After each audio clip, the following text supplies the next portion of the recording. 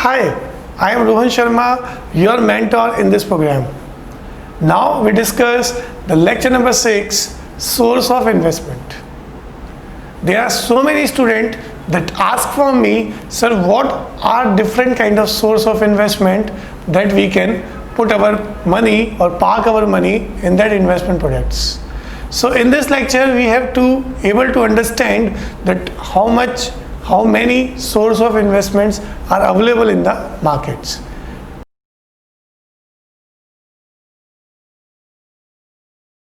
So in this lecture we discuss the various source of investments in detail. There are so many source of investment that are applicable or available in the markets, and everyone has to consider various factors while selecting any source of investment that we are discussing in the previous lecture. So corporate securities, bank deposits, post office deposit and certificates, life insurance policies, provident fund schemes, government and semi-government deposit schemes, mutual fund schemes, and physical assets are the major source of investment which provide different applicability on a different investment product. The investor has to consider the various factors while deciding the final source of investment.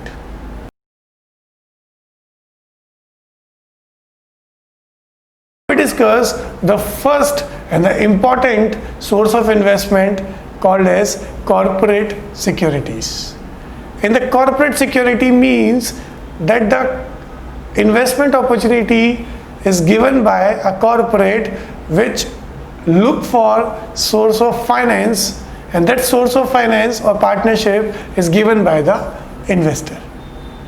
Corporate securities include equity shares, preferential shares, debentures and bonds, GDR and ADRs, warrants and derivatives. These all products come under the category of corporate securities.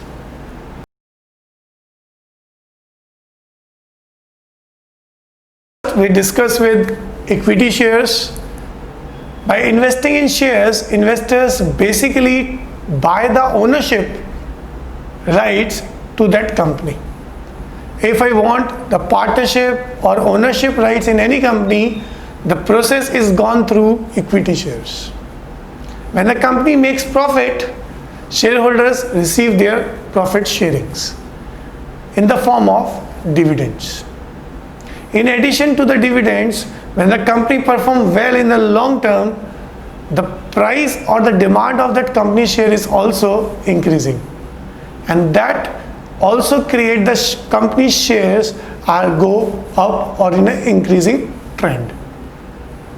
This allows shareholders to sell their shares and book the profit that leads to capital appreciation or a capital gain. Investors can invest in shares either through primary markets or through secondary markets.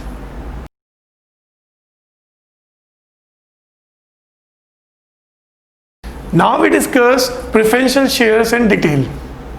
Preferential shares refer to the form of shares that lie in between pure equity and debt.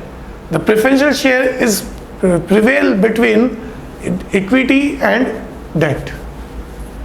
While we characterize the ownership rights while retaining the privilege to the consistent return on investment. Equity shareholders' returns are purely depend upon the company performance and company profits, whereas the preferential shares performance or the returns are constant in nature. The claim of these holders have a priority above equity shareholders but lower than the debt holders. That means the preferential shareholders, if company will be liquidate, the first money is given to debt holders, then preferential shareholders, and then finally if anything is remaining, that will be distributed to equity shareholders. So preferential shares, as the name suggests, it have a preference over equity.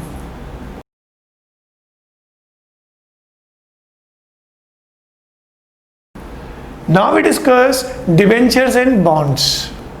There are various types of debentures and bonds have been structured in the company that suit investors with different time needs.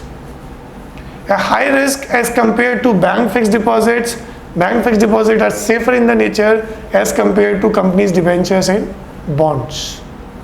Debentures require scanning the market and choose a specific security that will cater the investment objective of the investor.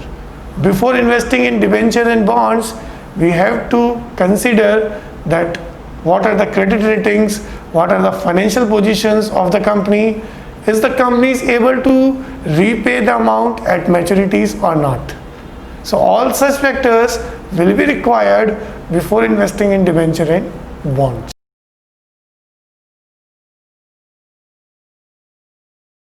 Now we discuss depository receipts, and we have two major depository receipts.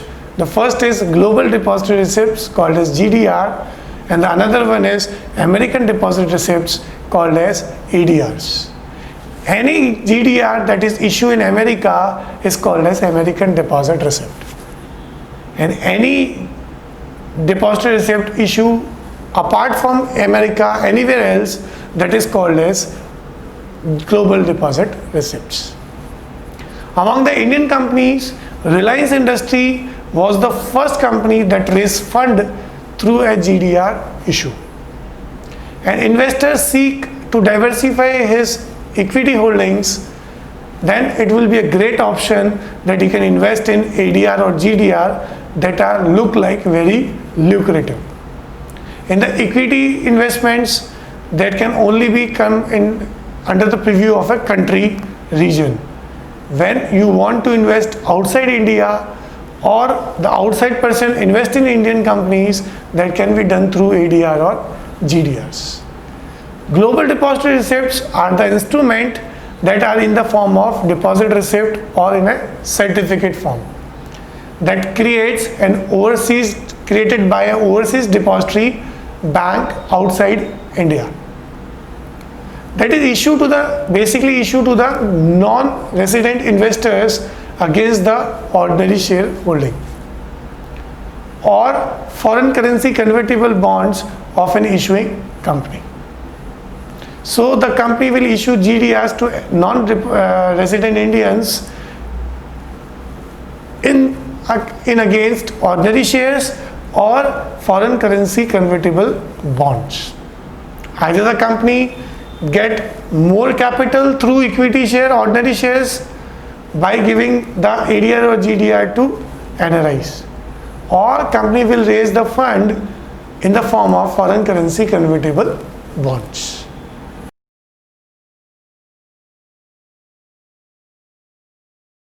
So now we discuss warrants. Warrants is a certificate giving to the holder and provide the rights to purchase security at a specified price within a specified time limit, or it may be a perpetual. What it means? It means today the company issue a debt security, and that debt security is converted after a period of time into equity. That means investor right now invest in a debt security, it can get the fixed interest, and at the maturity the company will give him the equity shares. So a warrant is offered with debt security as an inducement to buy shares at a later date. The warrant acts as a value addition because the holder of the warrant has a right but not the obligation to investing in an equity share. If investor don't want to convert into equity, he can get the money at the maturity dates.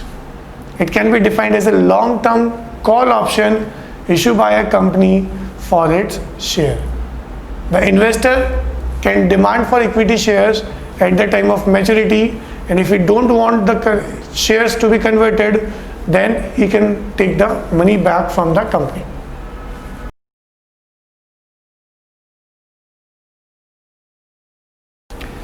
Now we discuss derivatives.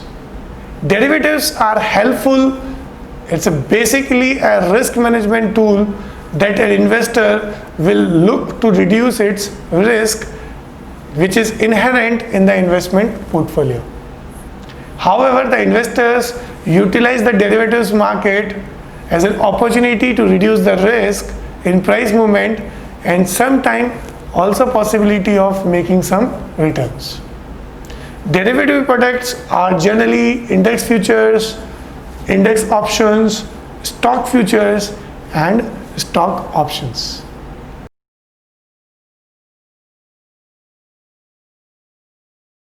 Now we discuss deposits. If any investor park the money or deposit the money in some kind of fixed income instrument, that is considered to be deposit. So investor have three alternatives that he can put the money with an investment product. The first investment product is saving bank account, which give you a substantial or a small return on your deposits. The liquidity is much more higher. You can withdraw amount in secure saving bank account at any time through ATM cards or net banking or something else. Then the another option is company fixed deposits. If the company needs funds, they can also reach to the public for that funds. And the third one is fixed deposits by the banks.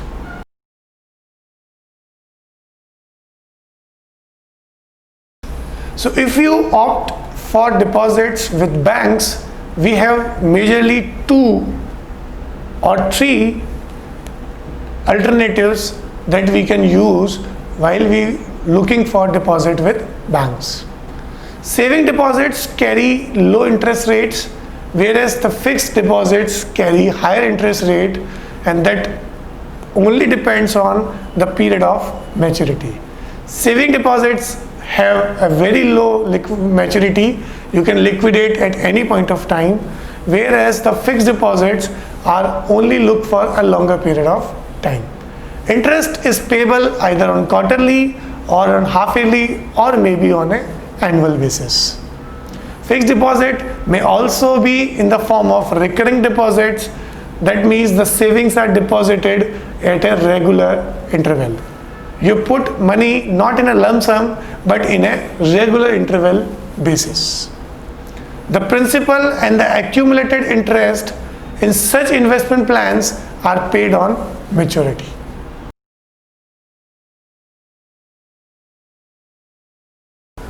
Then we think or discuss in detail for company deposits. RBI issue various regulations to monitor company fixed deposit markets. The maturity period varies from 3 years to 5 years time span. The fixed deposit is a non-banking financial companies is another investment avenues open for the investors.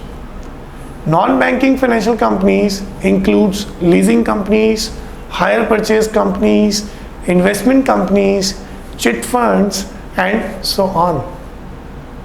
Deposits in NBFCs carry higher returns with comparison to bank deposit, but also contain a higher risk compared to bank deposits.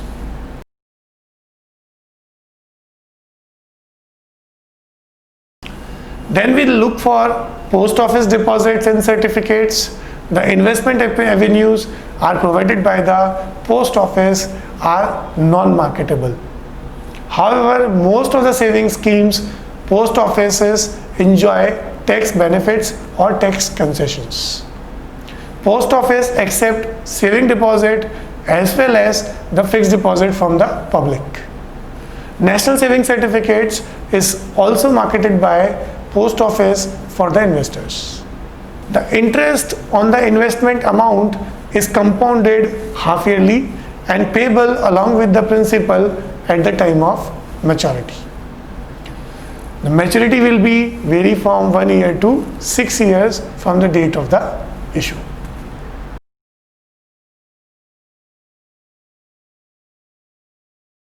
Then we consider another investment alternative called as life insurance policies. The insurance companies offer many investment schemes to investors. These schemes promote saving and provide you the additional insurance cover. Money-back policies, endowment plan, unit-linked plan are the most popular products in insurance. Insurance policy, while catering risk compensation to be faced in the future by the investors, also have the advantage of returns. Reasonable returns are provided in such investment insurance premiums. Life insurance premium policies are also eligible for tax exemptions or tax concessions.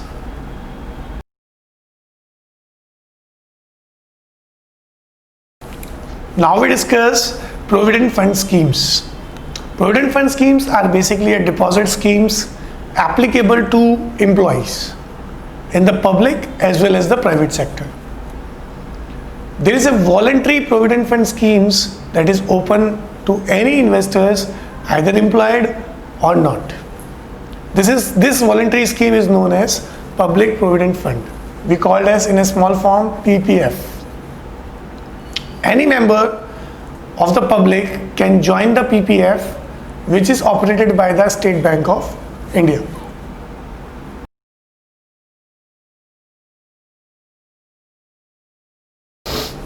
Now we discuss the various investment alternatives provided by government and semi-government securities. The money market instruments are basically traded in the wholesale debt segments and the retail segments. Instruments traded in the money market instruments are short-term in nature, and the instruments are like treasury bills and repos.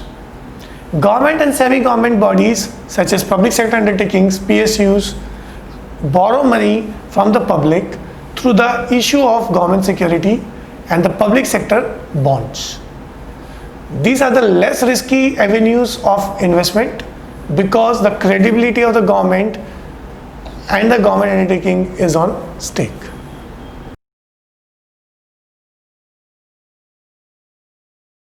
We discuss the mutual fund schemes that are also providing you alternative investment avenues.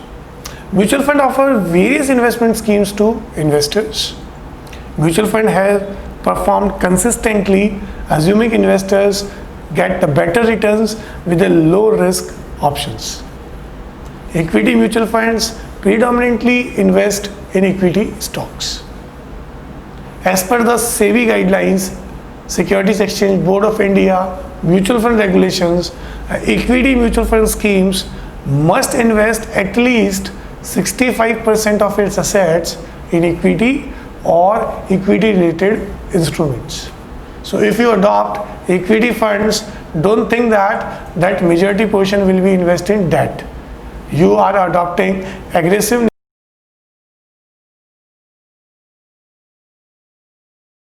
Now we discuss the source of investment on physical assets. We are categorized into two parts, either the real estate, the flat, the plot of land, the commercial property is considered to be the investment in physical assets, or the bullions or investment, that is jewelry, stones, sculptures, paintings, they all are considered into physical assets for the investments.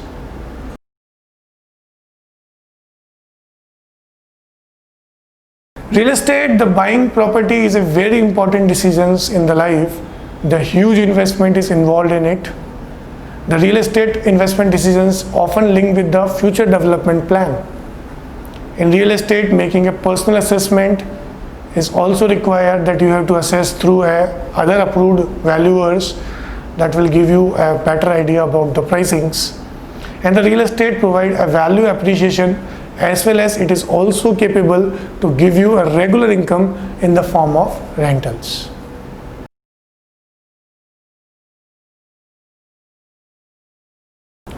The bullion markets offer you an investment opportunity in terms of gold, silvers, or other precious metals. Specific category of metals are traded in the metal exchanges.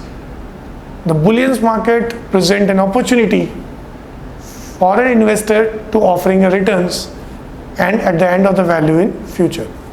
Some people also think that if the equity market is not performing well, then the bullions are performing in a very good time.